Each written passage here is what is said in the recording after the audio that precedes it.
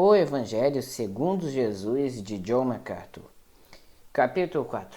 Ele recebe pecadores, mas recusa os justos.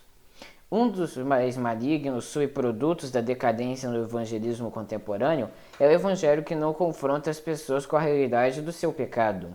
Até mesmo as igrejas mais conservadoras estão repletas de pessoas que, dizendo-se nascidas de novo, vivem como pagãs. Os cristãos de hoje têm sido condicionados a jamais questionarem a salvação de uma pessoa. Se alguém declara que aceitou Jesus como Salvador, ninguém põe à prova o seu testemunho, por mais que o estilo de vida seja inconsistente com a palavra de Deus. Uma vez, passei algum tempo com um colega pastor que me levou a um passeio de carro por sua cidade. Passamos por uma grande loja de bebidas alcoólicas e, casualmente, mencionei que aquele lugar tinha uma aparência fora do comum. Disse ele, há uma cadeia dessas lojas pela cidade, todas de um dono só. Ele é aluno da minha classe na escola dominical. Pensando alto, indaguei que tipo de homem seria aquele, o pastor respondeu. Ele é muito fiel, nunca falta. Ele se sente incomodado por ser dono de todas essas lojas de bebidas alcoólicas? Perguntei. Já conversamos sobre isso, respondeu-me. Mas ele sente que as pessoas irão comprar bebida alcoólica de um jeito ou de outro. Então, por que não comprar dele mesmo? Como é a vida dele? Perguntei. Bem, na verdade abandonou a esposa e está vivendo com uma mocinha, foi a resposta do pastor. Então, depois de vários minutos de meu silêncio desconfortável e perturbador, ele acrescentou. Sabe, às vezes é difícil para mim compreender como um cristão pode viver desse modo.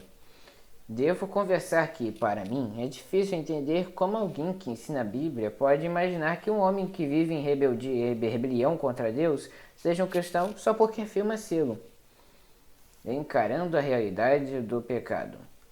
A igreja contemporânea tem a ideia de que a salvação é apenas a concessão de vida eterna e não necessariamente a libertação do pecador da escravidão e da sua iniquidade pessoal. Dizemos às pessoas que Deus as ama e tem um plano maravilhoso para as suas vidas, mas isso é apenas minha verdade. Deus também odeia o pecado e irá punir com eterno tormento os pecadores que não se arrependerem. Nenhuma apresentação do Evangelho está completa se evita ou esconde estes fatos. Qualquer mensagem que deixe de definir ou confrontar a severidade do pecado pessoal é um Evangelho deficiente, e qualquer salvação que não cause mudança em uma vida de pecado e não transforme o coração do pecador não é salvação genuína. O pecado não é um problema secundário no que diz respeito à salvação. O pecado é o problema. De fato, o elemento característico da mensagem cristã é o poder de Jesus Cristo para perdoar e vencer nosso pecado. De todas as realidades do Evangelho, nenhuma delas é mais maravilhosa do que a notícia de que a força escravizadora do pecado foi quebrada. Esta verdade é o centro e a própria vida da mensagem cristã. Nenhuma pregação que a escola pode ter a pretensão de querer representar o Evangelho segundo Jesus. É impossível supor que alguém possa encontrar o Deus Santo das Escrituras e ser salvo, sem que também venha reconhecer a hediondez do seu próprio pecado e, consequentemente, deseje muito abandoná-lo. Na Bíblia, aqueles que se encontram com Deus foram invariavelmente confrontados com o profundo senso de sua própria pecaminosidade. Pedro, ao ver quem era Jesus, exclamou: Senhor, retira-te de mim, porque sou pecador. Em 1 Timóteo 1,15, Paulo afirmou: Fiel é a palavra e digna de toda aceitação, que Cristo Jesus veio ao mundo para salvar os pecadores, dos quais eu sou o principal. No Velho Testamento, Jó, que o próprio Deus reconheceu como justo, afirmou, após ter visto Deus face a face: Por isso me abomino e me arrependo no pó e na cinza. E Isaías, ao ver o Senhor, gritou: Ai de mim, estou perdido, porque sou homem de lábios impuros, habito no meio de um povo de impuros lábios, e os meus olhos viram o Rei, o Senhor dos Exércitos. Há muitos outros exemplos nas Escrituras de homens e mulheres que, tendo contemplado a Deus, temeram por suas vidas, sempre porque se sentiram esmagados sob o peso do seu pecado. Assim, quando Mateus relata a sua experiência pessoal de conversão, é inevitável que a verdade central enfatizada seja a misericórdia de Deus para com os pecadores. Mateus 9, 9 e 13 descreve o incidente, bem como a controvérsia que se lhe segue.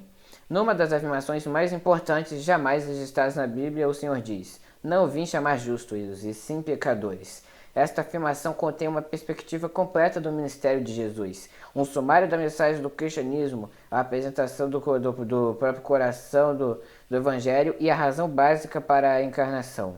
Por que Jesus veio ao mundo? Para chamar pecadores, aqueles que sabem que têm uma doença fatal, os que não têm esperança, os sofredores, os famintos, os sedentos, os fracos, os cansados, os quebrantados, aqueles cujas vidas estão despedaçadas, os desesperados, pecadores que sabem que nada merecem, mas desejam profundamente ser perdoados.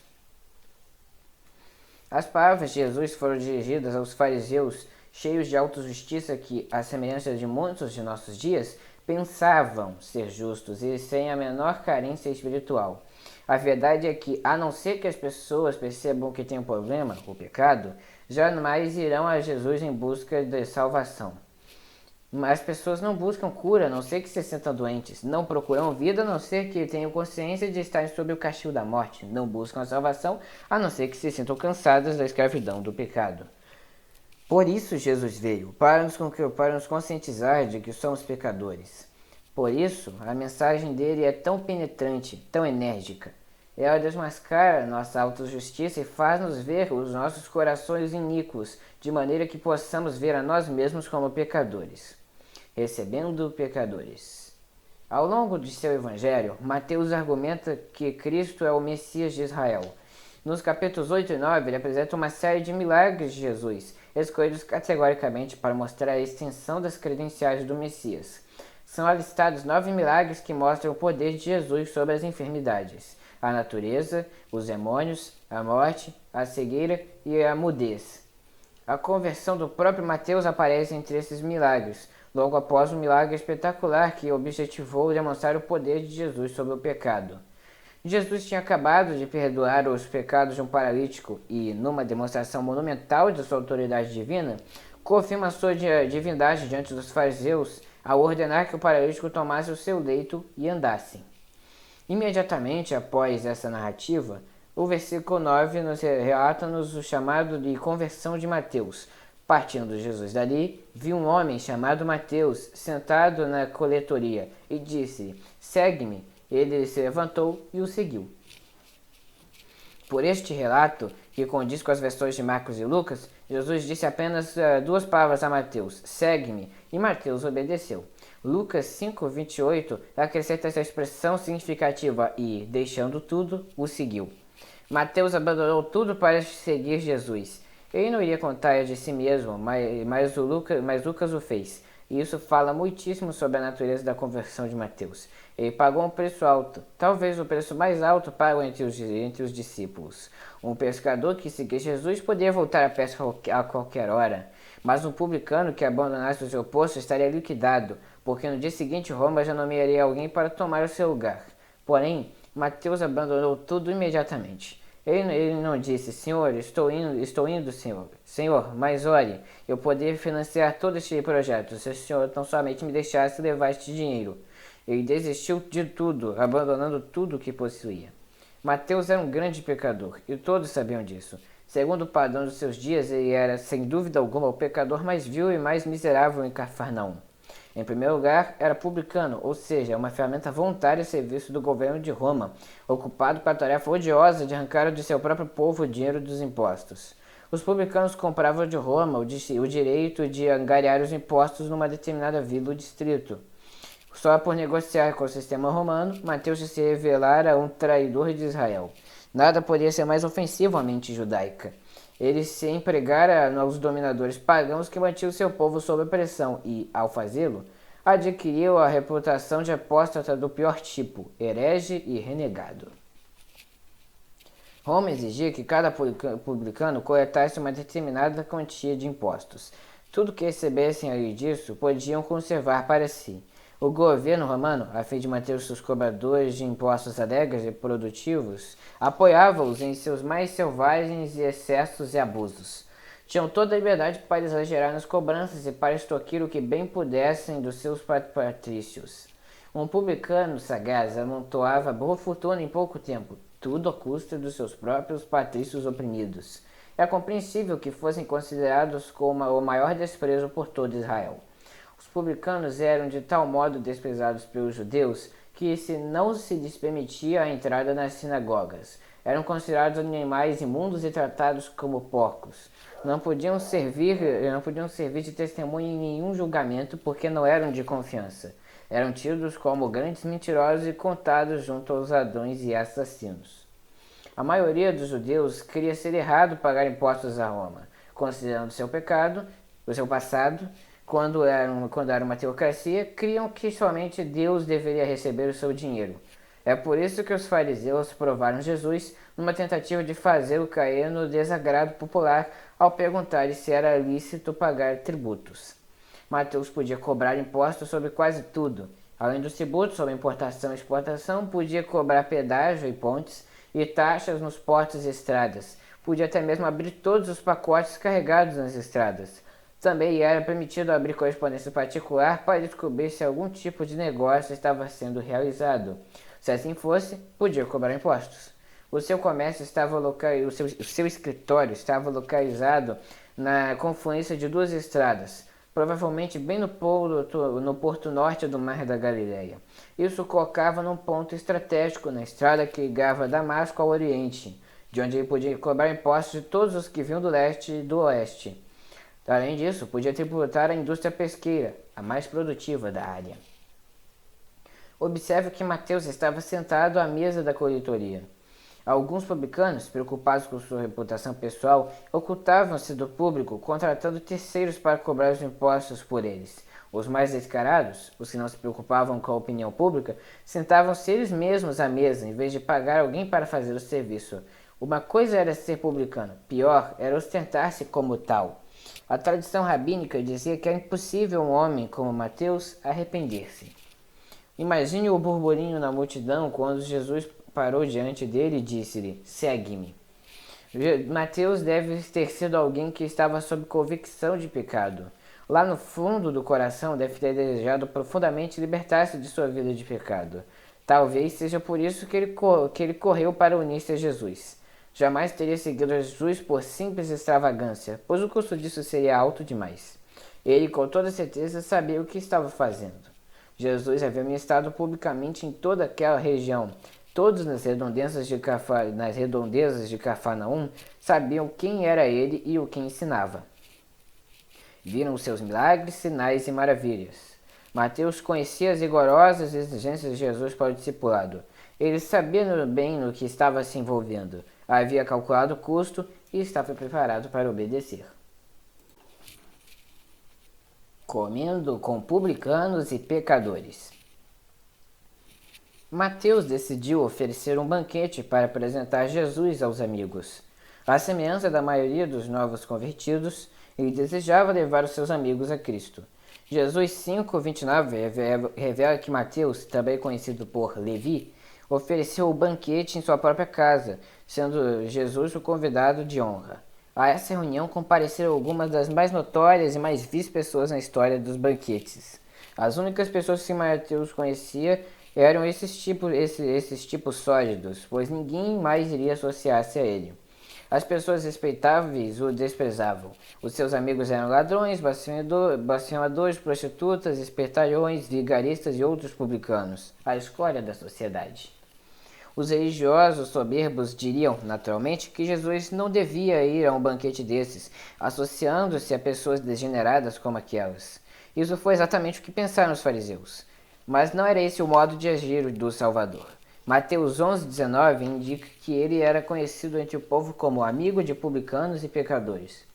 Talvez tenha sido exatamente a partir desse banquete que o conceito se formou. Os fariseus usavam essa expressão zombeteiramente, mas ela não deixava de ser um título apropriado para o Filho do Homem. Mateus 9:10 descreve a cena. E sucedeu que, estando ele em casa à mesa, muitos publicanos e pecadores vieram e tomaram lugares com Jesus e seus discípulos.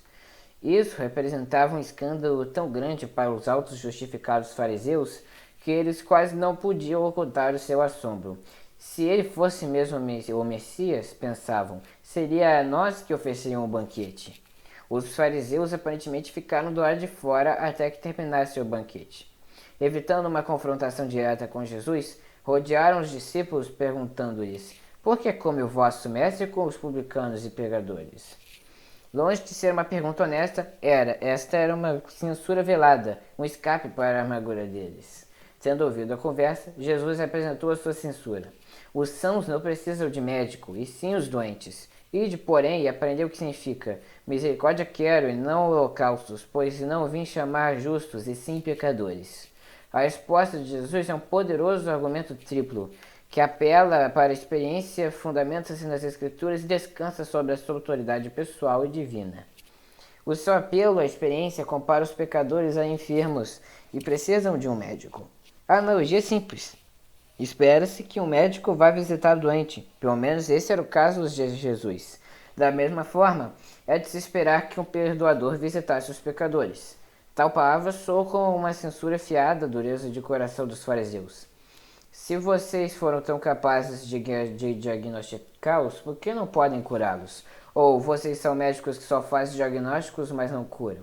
Dessa forma, Jesus desmascarou os fariseus, mostrando que eles eram críticos pietistas, capazes de facilmente taxar as pessoas de pecadoras, mas que viviam em total indiferença à condição delas. O argumento das Escrituras faz voar pelos ares o orgulho dos fariseus. Ide, porém, e aprendei. Esta expressão era utilizada nos escritos rabínicos para censurar os alunos que ignoravam algo que deveriam já saber. Era como se dissessem: voltem aos livros e só venham aqui quando já souberem as lições básicas. Ele cita Oséias 6,6. Pois misericórdia, no hebraico resed, bondade carinhosa, quero, e não sacrifício. Em outras palavras, o Senhor não está interessado em rituais, cerimônias, mas na compaixão, na misericórdia, na bondade carinhosa, caráter. Os fariseus, excelentes ritualistas, não sentiam o menor amor pelos pecadores. Deus mesmo instituiu o sistema sacrificial e ordenou a Israel que cumprisse os rituais da lei. Todavia, tais cerimônias só eram agradáveis a Deus quando eram a expressão de um coração quebrantado e contrito.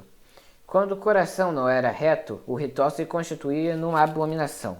Deus jamais se agradou da aparência de religião divorciada de retidão de vida. O terceiro argumento, baseado na autoridade pessoal de Jesus, os nivelou a todos. Não vim chamar justos, e sim pecadores. Lucas 5,32 acrescenta as palavras ao arrependimento.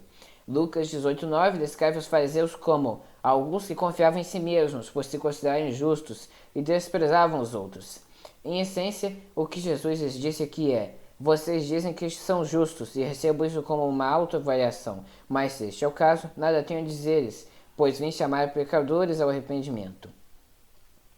A palavra grega aqui traduzida por chamar é kaleo, usada geralmente para se convidar alguém para vir à nossa casa. Encontramos um convite assim em Mateus 22, 1,14, uma parábola em que se encaixa perfeitamente nas palavras de Jesus a estes fariseus. Nessa parábola, Jesus retratou seu reino como um banquete. Um rei enviou convites a todos os seus amigos para vir ao banquete das bodas de seu filho. Mas todos os convidados recusaram-se a vir. Por isso, o rei ordenou aos seus servos que convidassem a quaisquer pessoas que encontrassem. Estes fariseus pietistas, de corações embrutecidos e cheios de autojustiça, eram como os que recusaram o convite para o banquete. Não queriam reconhecer o seu pecado, daí não poderem aceitar a chamada de Jesus. Este é o tema do Evangelho segundo Jesus. Ele veio para chamar pecadores ao arrependimento. Segue-se que, enquanto uma pessoa não reconhece que é pecadora, enquanto não percebe que está sendo sedenta, enquanto não sente o peso do seu pecado e deseja livrar-se dele, o Senhor não lhe concede salvação. Recusando os justos. Deus recebe pecadores. O outro lado dessa verdade é que ele recusa os justos. Não que ache pessoas verdadeiramente justas, é claro. Mas aqueles que veem a si mesmos como pessoas boas e aqueles que não percebem a seriedade do pecado não podem abraçar o Evangelho. Eles não podem ser salvos, pois o Evangelho deve chamar pecadores para que se arrependam e sejam perdoados. Estas palavras são aterradoras. Não vim chamar justos. Sua mensagem indiscutível é que o chamado gracioso de Jesus para a salvação não se estende àquelas pessoas que veem a si mesmas como justas. O Evangelho segundo Jesus é, antes de mais nada, uma ordem ao arrependimento. Mencionei que, ao relatar o episódio da conversão de Mateus, Lucas inclui duas palavras: não vim chamar justos, e sim pecadores ao arrependimento. ênfase minha. Desde o início do ministério de Jesus, o centro de sua mensagem foi a chamada ao arrependimento. De fato, quando o Senhor começou a pregar, a primeira palavra de sua mensagem foi: arrependei-vos. Esta foi também a primeira palavra da pregação de João Batista, e foi a própria base do evangelho pregado pelos apóstolos. Qualquer que negligenciar a chamada dos pecadores ao arrependimento não estará pregando o evangelho segundo Jesus. Aqui e acolá encontraremos pregadores que presunçosamente dirão que não falam sobre o pecado, por ser esta uma mensagem muito negativista. Há alguns anos, um pregador famoso dos Estados Unidos enviou-me um livro que escrevera no qual ele redefinia o pecado, dizendo que ele nada mais é do que uma autoimagem pobre. A maneira certa de se alcançar os homens, escreveu, é nutrir a sua autoestima e não fazer com que se sintam pecaminosos. Não há evangelho algum numa mensagem desse tipo. Em vez de conduzir as pessoas à salvação, ele as confirma na autocondenadora vaidade do seu próprio ego. A verdade a respeito do evangelho segundo Jesus é que as únicas pessoas aptas a serem salvas são aquelas que compreendem que são pecadoras e desejam arrepender-se. A chamada de Cristo se estende tão somente ao pecador que, em desespero, compreende a sua necessidade e deseja uma transformação. O Senhor veio para salvar pecadores, porém, aqueles que não querem admitir o seu pecado, ele nada tem a dizer, a não ser pronunciar sua sentença.